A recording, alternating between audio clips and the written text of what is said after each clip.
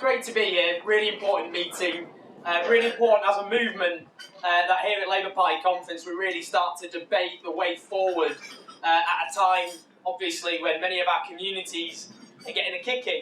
And the point to make is this, a couple of years ago when this coalition came to power, they smeared and attacked us as deficit deniers. And yet everything we said, everything we warned about has come to pass, not that we can take any pleasure from that, given the suffering, the consequences of austerity is having for people, not least the kinds of people that Unite as a union represent.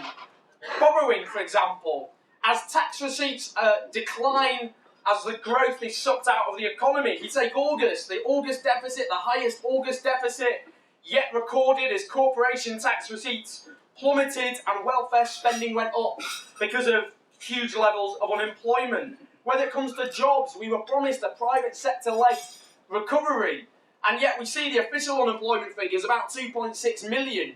Well, we can scrub that, because as the TUC point out, if you take into account the people forced to do part-time work because they can't get full-time work, as well as other economically inactive people not included in the figures, there are over 6 million people in Britain who are looking for secure full-time work who can't get it. And of course, growth.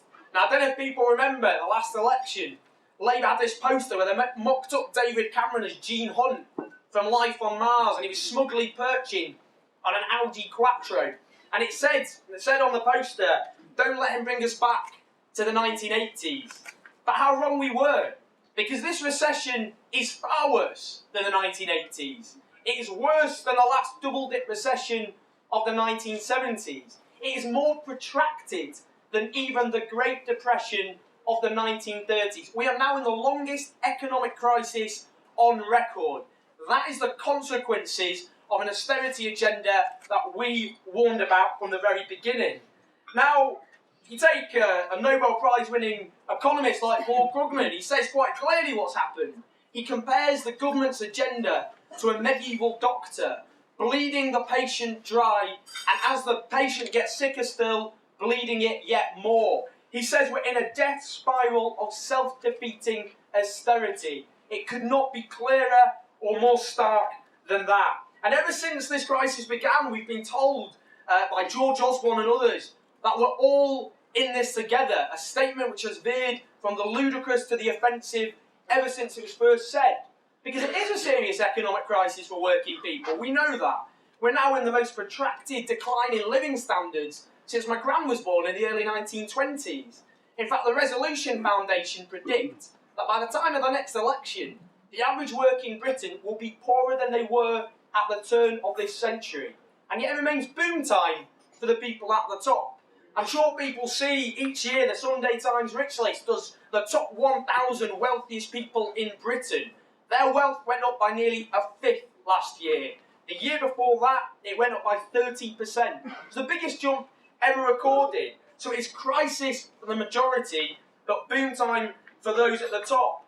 And what this government has done, and sometimes you've got to hand it to the genius of your opponents, because they have turned a crisis of the market and they have turned it into a crisis of public spending. Now, there's reminds me of a quote by Rahm Emanuel. He used to be Barack Obama's chief of staff, and he said this at the beginning of the crisis. He said, you never want to let a crisis go to waste. And what I mean by that is an opportunity to do that which wasn't possible before. That sums up the exact approach of this government and governments right across Europe. They're implementing policies they know they'd never be able to get away with in normal circumstances, whether it be welfare, whether it be the privatisation of our National Health Service, which they did not have the guts to put to the electorate because they know they would have been massacred if they'd have done so. As Nigel Lawson, Thatcher's Chancellor, put it in the 80s, the NHS is the closest the English have to a religion. They knew they would never have been able to put that to the electorate in any shape or form. And of course, education, or workers' rights, getting this multi-millionaire asset stripper and Tory donor Adrian Beecroft to draw up a charter to strip the remaining rights working people have in this country. He had the audacity to call Vince Cable a socialist, which is the worst smear against the good name of socialism I have ever heard. Of course, now Vince Cable Vince Cable now introducing himself attack on the rights of working people. If anyone needs an undeserved sainthood removed, I think Vince Cable's a pretty leading candidate for that. But what they've done, because of people's entirely justifiable rising anger at their declining living standards, they redirected it from the people at the top who caused this crisis to people's neighbours down the streets. The working poor against the unemployed over benefits. The non-disabled against the disabled, again over benefits. Private sector workers against public sector workers over pensions. It is the politics of divide and rule, and we as a movement need to make sure that we build a movement that unites working people and stops these divisions being opened up by the coalition and its allies. And the way we do it is this. What we need above all is a coherent alternative that we can all unite around as a movement. Now, it's not some sort of abstract intellectual exercise where we get all wonky instead of going out there and actually fighting what the Tories are doing. We don't have a coherent alternative. Our biggest threat, our biggest danger that we face is a sense of resignation, a sense among people that there's no alternative to what is happening. So we need to give people the confidence to fight back, if you like, and we do that by building a coherent alternative. Now, I'm working with Class, as Jenny was talking about, which is backed by a number of trade unions, including Unite, PCS, the GMB and others. And what that's trying to do is bring together economists and academics to build that coherent alternative, but also, because there's a think tank rooted in the labour movement, to link that to the experiences of working people. So I just want to talk about a few ideas in terms of what as a movement we could be talking about. Now, we hear a lot about welfare spending, about how high it is. Do you know what? The government, in a sense, have a point. It's not because of a bunch of lazy scroungers dribbling on sofas all day, as the right-wing media would have it. It is a triple crisis in this country. The housing crisis, the low wages crisis, and the jobs crisis. Now, £21 billion of taxpayers' money is being wasted on housing benefit. That's not going in the pockets of the tenants. That is lining the pockets of wealthy landlords charging extortionate rent because successive governments didn't build council housing and the abolition of rent controls back in 1988. Let's talk about using that money instead to build council housing, which would stimulate the economy, create jobs, bring down the 5 million strong social housing waiting list in this country, but also bring down welfare spending as well. Now, the other crisis, low wages. Now, tax credits are a lifeline for millions of people in this country. But let's be clear about what they are. They're a subsidy for low pay because businesses aren't paying their workers properly. If we had a living wage in this country, we could take down the billions being spent on tax credits. We'd also bring down the housing benefit bill again, because bear in mind, last year, 93% of new housing benefit claimants were in working households where they weren't being paid enough to actually be able to afford the extortionate rents they have to pay. And the other crisis, of course, the jobs crisis. Now, as that famed bastion of socialism, the Daily Telegraph, pointed out just a few months ago, there were 22 people in this country chasing every vacancy. And of course, you don't have to be a Keynesian to agree with what Keynes said back in the 1930s, which is, if you look after the unemployment lines, the deficit will sort itself out. So those are ways, if you like, we can bring down welfare spending without cuts which are destroying people's lives in this country, and also to build a society that is more just and in the interests of working people. We need to talk about tax justice. Now, we hear a lot about benefit fraud. It does exist. It's worth about £1.2 billion a year. It's less than 1% of welfare spending. Let's compare that to the £25 billion lost by tax avoidance by the people at the top. For example, we heard Jimmy Carr being attacked by our PM for being morally deviant or whatever it was because he wasn't paying his taxes. Compare that to Sir Philip Green, who owns Top Man and Topshop, for example. He's registered his company under his wife's name in Monaco, so he doesn't have to pay taxes. And do you know how the Prime Minister responded? He made him an advisor on slashing our public services. Now, we need to clamp down on tax avoidance, but we also need to make sure that people at the top actually pay a far higher share of taxes than they are at the moment. One of the most popular policies of the last Labour government, actually, was the 50p tax. Polls show even a majority of Conservative voters oppose the abolition of the 50p tax. So that is something, the argument for progressive taxation, I think, in this crisis, is stronger than ever. And let's talk about the banks. Now, if the Tories had been in power, the whole system would have been allowed to collapse, and we'd be in a far worse state than we are today. But let's be clear what happened. We nationalised the debts and we privatised the profits. We don't have proper control over what those banks are doing. So what we should be arguing for is a public investment bank, properly nationalising, for example, the Royal Bank of Scotland, and using that to help rebuild our economy. Let's link that to an industrial strategy. Let's look at Germany, for example, where they've created hundreds of thousands of jobs in the renewable energy sector. What we can do there is take on the environmental crisis, but link it to the jobs crisis, make it a bread and butter issue, if you like. Now, I think all of these ideas could be popular, coherent policies which actually provide a genuine alternative to austerity at a time when it is obviously kicking people that our party exists to champion and fight for. And I think the polls show at the moment that it's all to play for. The backlash against what is clearly a failed austerity agenda is growing here, but also right across Europe. And as a movement, I think this: we stand together, we fight together, I think we can win this together. Well, the first thing to say is thank you so much for asking me to come and speak here, because I am totally unapologetic in stating this fact.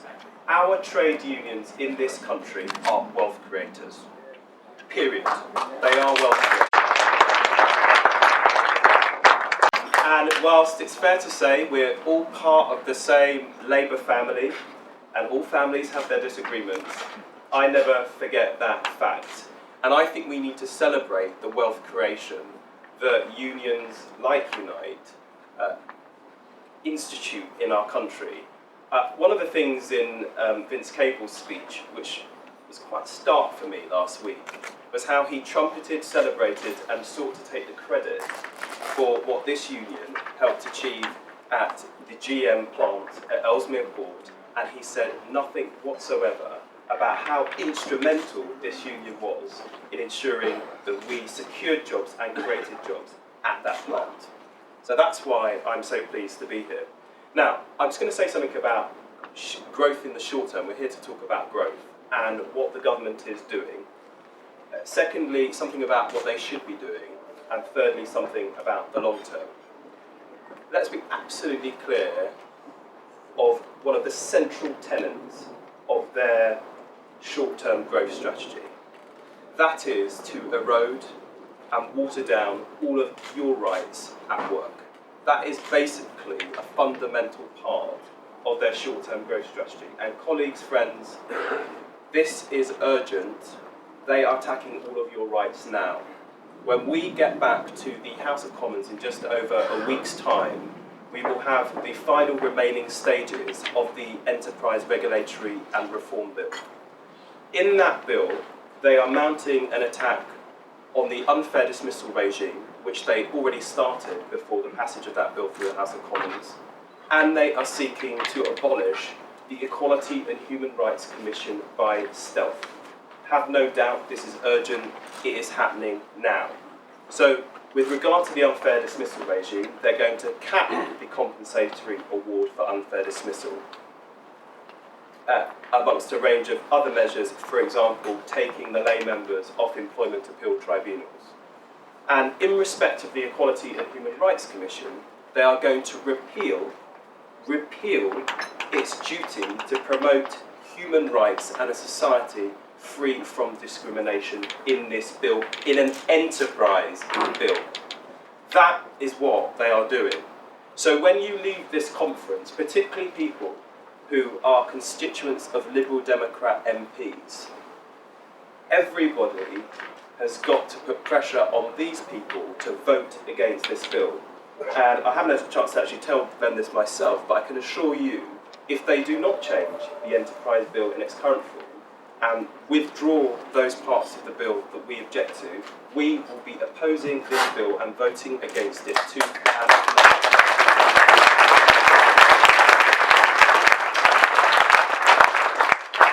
And here's the thing, the interesting thing is about this, is sometimes I know we have some in the media here, people like to set this up, if you like, as a kind of trade union against non-trade union member issue.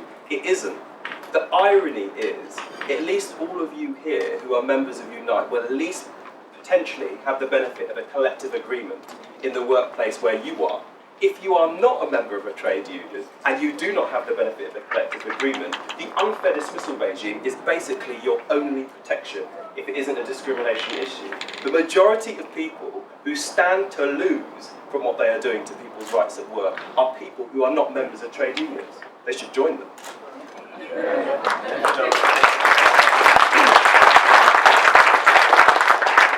So what do we say that they should do instead? There are immediate things that they could do now that would make a huge difference. And obviously you have just heard, if you were in the hall for Ed Balls' speech, the additional measures that we've announced today, but it's common sense. Reduce VAT across the board to help get consumer demand back up. Unite and the business community absolutely at one on that. Reduce VAT on home improvements and repairs to get construction going in the construction industry. Give a national insurance break to small businesses taking on extra workers. It is not rocket science, because our problem right now is demand. Our problem isn't your rights at work. The problem is that people are not placing orders with the place that you work. That is our problem right now, and that's why we've been arguing to stimulate the economy, but they refuse to listen. So that's what they should do now. That's a proper alternative. That's how you get growth going again. But we've got bigger long-term challenges, and Len was absolutely right in his speech to conference just now to talk about the need for an active industrial strategy. Because I think it's fair to say, I'll be honest, during our time in government, and particularly in the 90s and the early noughties, we were very nervous at talking about government intervention, government doing things, because we thought we'd be painted as old Labour in doing so. And actually, I think if we can't be self-confident about our politics, about our values now, when can we be? And we don't just believe in an active industrial strategy because it's a rational and sensible, intelligent thing to do. It's because it's in tune with our values. It goes to the heart of what I was saying in my speech. If we want to meet the big domestic and international challenges that we've got in the future, leaving the market to its own devices is not going to do that automatically. It is only with all the different actors in society, our unions, our businesses, active government, our universities, all of the different actors playing a part together to actually improve the lot of all the communities we love and adore. That is why we argue for an active industrial strategy. And I'll just finish by saying this, look, it's not easy, and we all have to we're going to be making difficult and tough decisions. And you will have seen what Len and others have said, and I absolutely respect that. Because I think at the heart of it, while we might have our disagreements, we're all working towards the same goal. And that is a fairer, more democratic, more environmentally sustainable and free society. That's why we're here, that's why we're all involved with the Labour Party, and that's why I'm pleased to be on this platform today. Thank you very much. Well, thank you, Jenny, and apologies for keeping everybody waiting. I thought the meeting had already started and you'd be enthralled by Owen's contribution. So apologies for that. As you can imagine, there's been other issues that we've had to deal with. It's been a good morning, as far as I'm concerned, here at the Labour Party conference, and I'm delighted to be joined on this platform by Chuka, and I want to say, Chuka, that your contribution and speech this morning was first class. I've never heard a leader and front bench spokesperson of the Labour Party mention trade unions as often as you did this morning, so thank you for that. And that's important. It's important because this concept created by the media that we are somehow evil and something that is against what the good of our nations are for is something that has seeped into the psyche of the Labour Party. That's why for so many years we were kept at arm's length. The the nutty relative kept up in the attic who could slide the checks under the door every night, were kept away. And one of the things that we're doing in Unite at the moment, and indeed in other unions, is proclaiming our values. Because here's the truth. Trade unions have always been a force for good in our society. Always. From the abolition, wait for the punchline. From the abolition of child labour, the struggle for women's vote, the fight against fascism, the creation of the welfare state and the National Health Service, the establishment of equal pay legislation, health and safety legislation, minimum wage, right through to the family-friendly policies of today, trade unions have always been on the side of the angels. And we need to start saying that a lot more. We need to start making it abundantly clear, just precisely what Chuka has said, that we are a force for good, a positive force within our communities. It always makes me laugh when the right-wing media, if there's any of them here, please quote me directly, and the Tories are always trying to say, oh, trade unions, you're irrelevant now, you've declined, you're irrelevant, nobody's interested in you. Well, if that's the case, why are you constantly attacking us? Why are you constantly kind of raising issues to try and take away workers' rights and attack trade unions? Of course, the simple answer is that they know that organised labour is the one powerful force that can stop them doing what they're currently doing within our society. And you know, Owen was absolutely spot on, as he always is. His contribution covered so much of what I might touch upon. But the one thing that he made the point on was a crisis. Because although this government, and this is a genuine belief that I have, I know it might sound offensive to some people, I actually don't think they have a clue what they're doing. They actually genuinely do not know in economic terms what they're doing. People ask for a plan B, and they talk about, no, we must be said. They haven't got a clue what plan B is. You know, when we were all kids and were growing up and were taught that, oh, well, you know, the government, they're our betters, aren't they? They know better than us. Well, the truth is they don't know better than us. They haven't got a plan B because they don't understand. They are the children of the Thatcher era. They've grown up during this period where the orthodoxy, the economic orthodoxy that's bestride the world of neoliberalism is all that they understand. But the one thing that they do know was the point that Owen made. In a crisis, the ruling elite and the corporate giants will always try to use that crisis to create a climate of fear and a climate that means workers are bowed in order to claw back the gains that we've made and our forefathers and mothers have made over the years. And that's precisely what they're doing. That's why they are deeply ideological. I haven't got a clue about the economy, but they are deeply ideological in wanting to claw back everything that we've come to believe is a natural part of our lives. The welfare state, the National Health Service, universal education, all being clawed back. The National Health Service being privatised before our very eyes. The one thing that we've all regarded with pride as being ours by right. And of course it is ours. It's our heritage. And it's our heritage that we have to be prepared to stand up and fight for. You know, it was Nye Betham when the National Health Service was created who said the National Health Service will exist only if people are prepared to fight for it. Only if people are prepared to fight for it. And do you know why he said that way back then? Because Nye knew that the forces of reaction within our society would always try and take back if they got an opportunity. And that's what they're doing at the moment. And that's precisely why Unite is engaged in a number of different ways, everything interlinked. We're part of a coalition of resistance because we're telling people that we have to stand up and fight. I don't want my kids and grandkids saying, well, what did you do when they were taking away our heritage? What did you do? Did you just stay there? Did you just go to conferences and pass resolutions? Or did you stand with millions of people and say, not in our name? Coalition of Resistance links us with student organisations, with community organisations, with faith organisations, with pension organisations, with direct organisations like UK Uncut, so that the question of direct action and civil disobedience is the order of the day. Every time I mention civil disobedience, the media carry away. It's where I'd ask for a nuclear attack on Westminster. I mean, the truth is that civil disobedience is the oldest form of protest.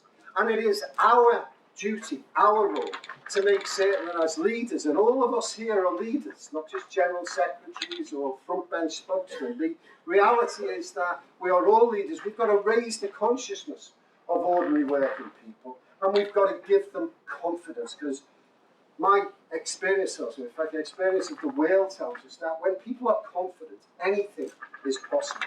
Anything is possible. How many times have we heard the saying, there is no alternative? Thatcher first told us there is no alternative, while she decimated our manufacturing base and destroyed community after community. And they're trying to sell us the same old thing. There is no alternative. There is no alternative to a cuts programme. Even the last Labour government entered the last election with a cuts agenda. Not as deep, not as fast, but you slit your wrists, whether you die quickly or slowly, I'm not quite sure what the difference is.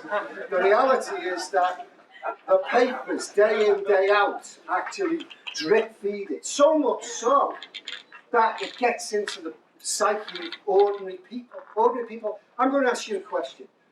Does anybody here know anyone, family or friend, who if you ask them the question, do you want less public services, do you know anybody that says yes to that? Everybody wants more public services and better public services. But you'll also hear them say, but, you know, there is no alternative, is there? You'll hear the media try to debilitate us all the time. Well, go on your marches, go on. March the 26th, October the 20th, come and go on your march. It won't make any difference. It won't make any difference. This is all a waste of time. I wish I had £1 every time someone from the media had asked that question. It's all a waste of time. They try to debilitate us. The truth is that people power, when it comes together, makes a difference. Right throughout the history of our world, it makes a difference. Look what happened in the Arab Spring because of people power. Let me take you back to the downfall of Thatcher, riding at the height of their power, brought down by people power because of the poll tax. Let me take you to the position of Tony Blair, one of the most popular prime ministers and leaders of a political party we've ever known. You can trace his downfall from the Iraq War, when 2 million people came out onto the streets of the UK and said, not in our name. And that's precisely the type of spirit of coalition, of resistance that we need to build. We need to say that this path to poverty that this government is actually forcing us down is something that we're going to fight against. We're going to fight poverty. We're going to highlight the fact that in 21st century Britain, food banks are now blossoming all over the place. Save the Children, that respected charity, for the first time in their history, are now channeling some of their funds to help poorer children in Britain, as well as Africa and the Third World. What kind of a society does that make us? And we've got to highlight this fact and say that we're not prepared to stand by and allow that to take place. We put forward the alternatives, and I thought Ed Bull's speech was a really good one. Probably because I didn't hear him mention pay restraint, which was a bit because, frankly, just very quickly on pay restraint, it doesn't make sense. I've had this discussion with Ed. You know, we disagree, and as Chuka said, that'll happen. We're a democratic party, and whilst the leadership of our party need to recognise the role of trade unions, equally we have to recognise that we're not the only people in the Labour Party, and the leadership have other constituents that they have to respond to.